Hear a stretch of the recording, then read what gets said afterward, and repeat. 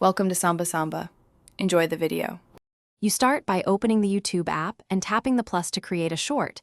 This gets you directly into the editor so you can act now.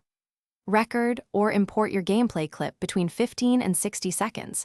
That length matters for pacing and algorithm preference. Once done, make sure your clip is vertical 9, 16 and audio is enabled because filters respond to contrast and motion. This prepares the visual base for effective filter use and consistent look across clips. You now tap filters and browse categories like color, vibe, and cinematic so you can pick a mood that matches your gameplay. Apply a filter and immediately adjust the intensity slider. You want enough effect to pop but not to obscure HUD elements.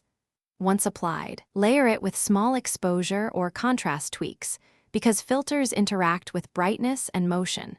Preview at normal and slowed speeds to confirm clarity, and to avoid banding or wash, you finish by adding captions and music after locking your filter so timing remains accurate.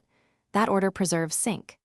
Export a preview and make sure to check it on a second device because color profiles can shift between screens.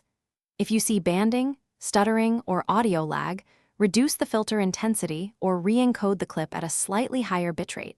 This fixes most problems without redoing your edit, and if issues persist, revert to the original clip and reapply a lighter filter.